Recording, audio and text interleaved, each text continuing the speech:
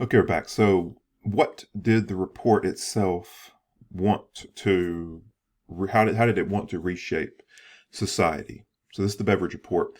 The idea here was cradle to grave. That was the best way to put it. So, taking care of people from the point of birth to their death, and making sure that they are secure through the life in between.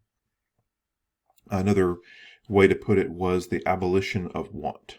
That was a term that was used at the time, the abolition of want. And the idea was that each working person, would contribute one payment for all of the services. And the five areas that it would focus were sometimes called the five giants. These are the five threats to society, was another way to put it.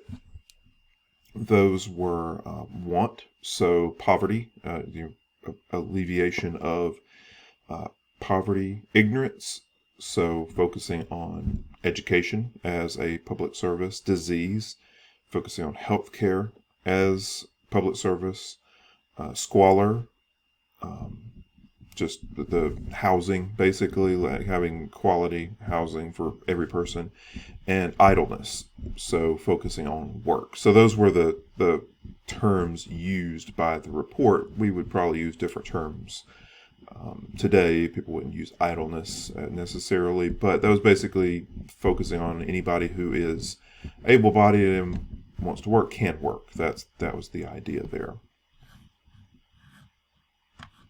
So none of these ideas were particularly new. All of them had been addressed to a certain extent by various processes, schemes in the past, you might say, but none of it on the scale in a single system with a single payment. That was a whole new idea. That was what was the big turning point here for people to make that choice. And so some of its recommendations here. So one, obviously, a single contribution made by working people. This would be the same for everyone. That was the way that they had planned it from the beginning. Unemployment. The unemployed could receive payments indefinitely. This was assuming that people would want to work, but if they couldn't, then they could, be taken care of and not be reduced to any of the five area threats to society that they were trying to address.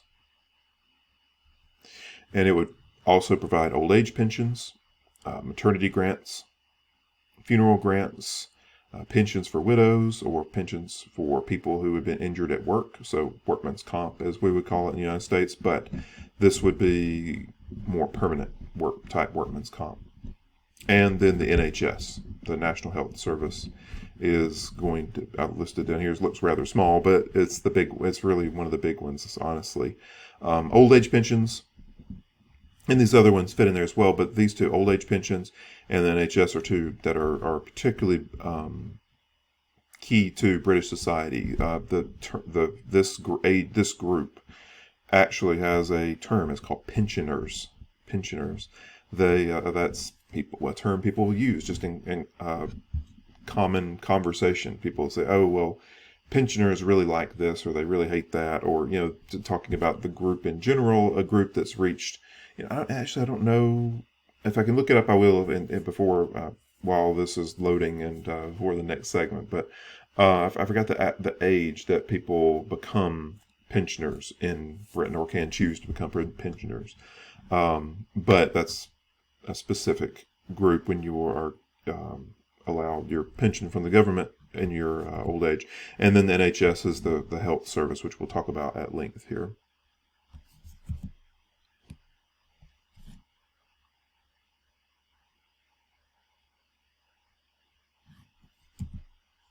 Let me jump forward real quick, and then I'll come back this. I want to show you the how these were put into place here.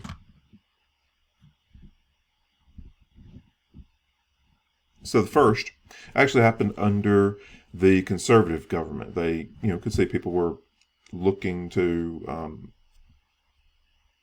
desiring aid from the government. And so the first of these actually came in 1945 under the conservative government, the Family Allowances Act. This was an interesting act. It was basically to help families get by, especially working class families who were, struggling in the post-war era.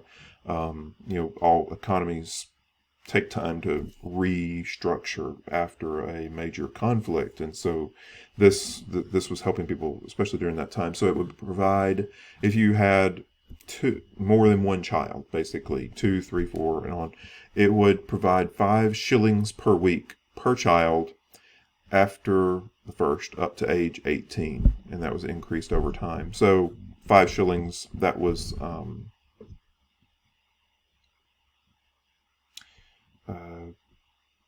I think it was about a pound, if I remember correctly. If 5 shillings makes a pound. I was doing the calculations here. British dollar, essentially. So per child, per week, up to age 18, giving people a hand. So, obviously in 1945, a dollar bought a lot more than it would today. But that was the plan at that point, to help out families that needed it. The next would be the National Insurance Act of 1946, that provided workers with unemployment, sickness, maternity, widow's benefits, and old age pensions. The National Health Act of 1948.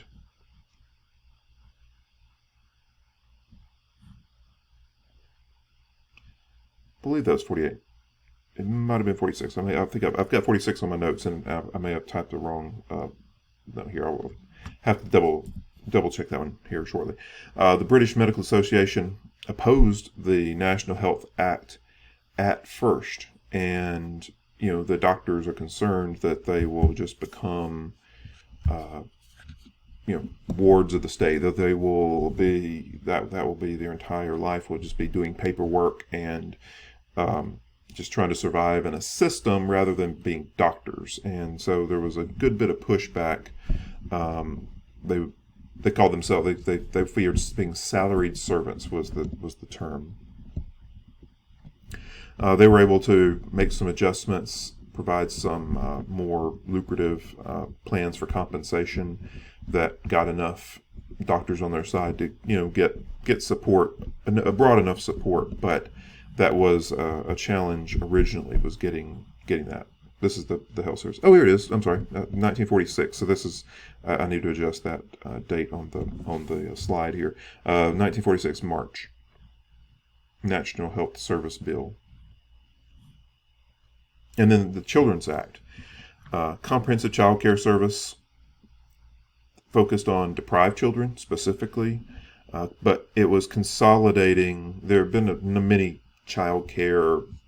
lot of child care legislation over the years, and this was trying to consolidate a lot of that, so that social work came under more of a single umbrella rather than just being a bunch of disparate areas of service. So that was the idea at this point.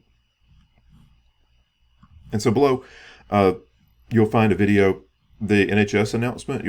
It's an actual of the period announcement telling people, hey, you're going to get this leaflet in the mail. You need to look at it and read it, and you're going to be picking your, they call it a GP, your general practitioner, who is basically your doctor. Everybody in Britain has a GP. You might be familiar, if you have insurance, where they have your preferred provider. Each insurance in the U.S. calls it something different, but basically you have a specific doctor, and that's the one within your network, and that's the one you're supposed to go to. This was kind of, I keep bumping that, I'm sorry. This was kind of the same idea. Like, you have a GP, you're going to be picking that person, and this is how it's going to work with prescriptions, basically letting everybody know how it's going to work. And then there's a video here on how the NHS has developed over time, that kind of thing. But we will get to that in a second. Oh, the Children's Act also provided for education across the board, and in all of this as well, you're also going to see a lot of other movements happening. more regulation is being put into place, so for housing and for food and a number of other areas. But you also start to see some nationalization, so trains and other areas start to get nationalized. Over time, there's going to be a pushback against that, and then some privatization.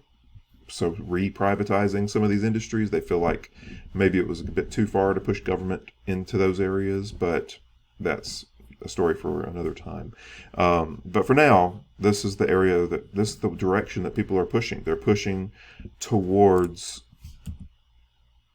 bringing all of the services that feed into a person's life under a single umbrella, and they're also bringing a lot of the services provided to people by private groups, so industries, specifically utilities and travel, underneath the umbrella of the government.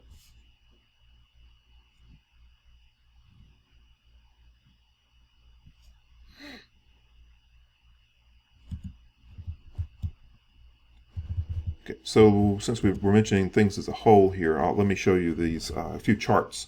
This were I just need to move my mouse away so I don't bump that specifically again. This was focused on trying to look at 2016, 2017. So things have changed a little bit in recent years, so we'll step back a couple of years here and see this. But if you look at the pie chart,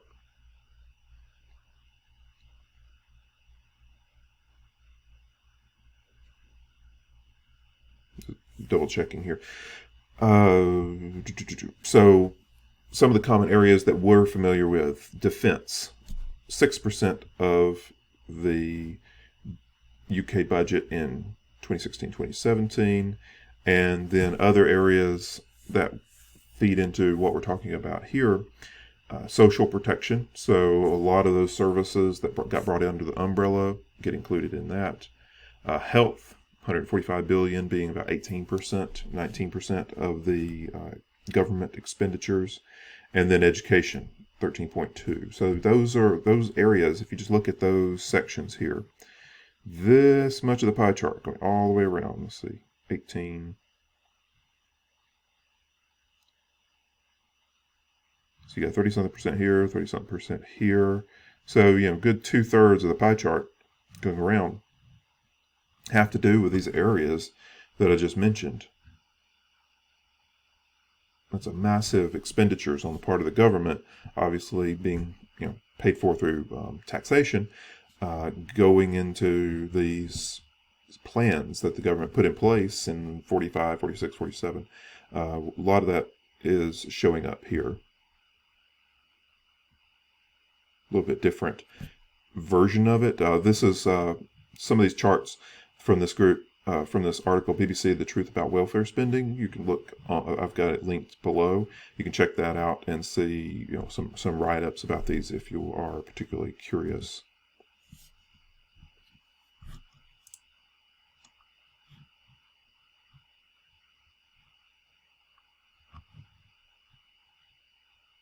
So just to break it down here somewhat quickly, public service pensions paid to teachers, police officers, nurses, other pensions,